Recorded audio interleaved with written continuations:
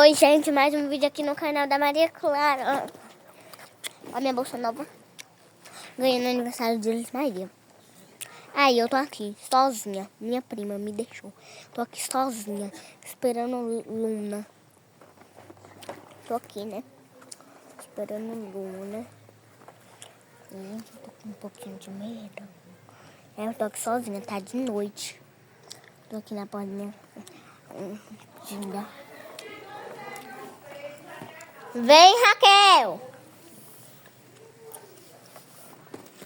Peraí que eu vou chamar ela. Vem!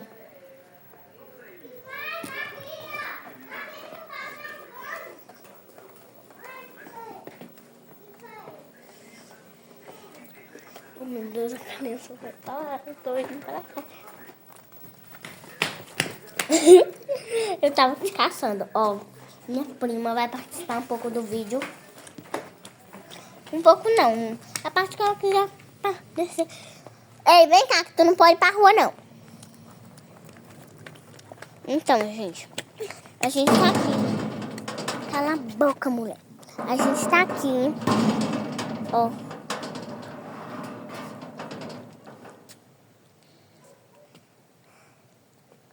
Parece que tem um dente aqui, mas não é não. Não é assim.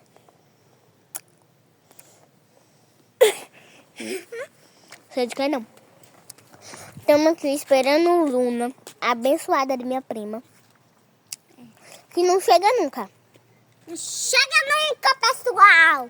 Não chega nunca. Ai, minhas colunas, me dá. Ai, pronto. Ai, deu um jeito em minhas colunas.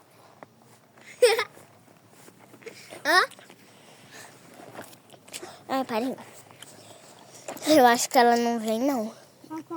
Gente, se vocês querem parte 2. Não tô falando que é agora. Se vocês querem... Ali é tua mãe. Gente, se vocês querem parte 2. Parte 2. Vídeo mostrando a fogueira e a abençoada da minha prima. Comenta nesse vídeo muito e deixa muitos likes. Um beijo. Beijo! Eu sei que... Peraí, é meu vídeo. Um beijo. É minha prima que, gente. Não teve muita parte, não teve muita animação, não teve muitas coisas assim, porque eu tô aqui fora, gravando com o celular na mão. E alguém pode me roubar, né, gente? Que eu tô em outra região. Mas pessoal, aí direção, eu tô voltando amanhã. Meu celular quebrou, gente. É só a capinha, viu, gente? Ó, o celular dela quebrou.